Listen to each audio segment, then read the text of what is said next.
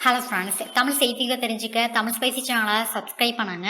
துரைமுருகன் கொடுத்த பேட்டியால திமுக கூட்டணி கட்சிகளுக்கு இடையே மிகப்பெரிய பிரச்சனை ஏற்பட்டிருக்கு. இதனால திருமாவளவன் திமுக மேல கடும் கோபத்தில் இருக்கிறதா பேசப்பட்டு வருது.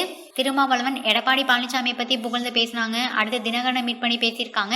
இதெல்லாமே ஸ்டாலின் மேல உள்ள கோபத்துல திருமாவளவன் இந்த மாதிரிலாம் பண்ணிட்டு இருக்காங்க அப்படின்னு சொல்லப்பட்டு இருந்துச்சு. ஆனா இப்ப திடீர்னு பாத்தீங்கன்னா திருமாவளவன் ஸ்டாலினே போய் நேரில் சந்திச்சு பேசியிருக்காங்க. இந்த விஷயம் எல்லாருக்குமே மிகப்பெரிய ஆச்சரியத்தை கொடுத்திருக்கு.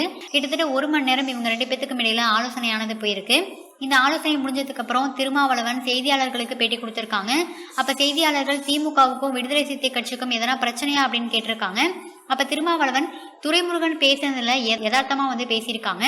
திமுகவோட விடுதலை சிறுத்தை கட்சி கூட்டணி எல்லாம் கிடையாது, நாங்க நண்பர்களா தான் இருக்கோம்.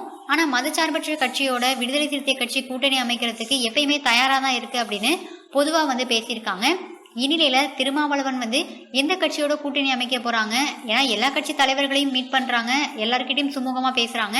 சோ வரக்கூடிய தேர்தலில் திமுகவோட கூட்டணி அமைக்க போறாங்களா, இல்ல எடப்பாடி பழனிசாமியோடையா, இல்ல தினகரனுடையா அப்படின்ட்டு மிகப்பெரிய குழப்பம் ஏற்பட்டிருக்கு. ஸோ வரக்கூடிய நாடாளுமன்ற தேர்தலில் திருமாவளவன் எந்த கட்சியோட கூட்டணி அமைப்பாங்க அப்படிங்கிறத நம்ம வெயிட் பண்ணி தான் பார்க்கணும். இந்த வீடியோ உங்களுக்கு பிடிச்சிருந்தா லைக் பண்ணுங்க, ஷேர் பண்ணுங்க.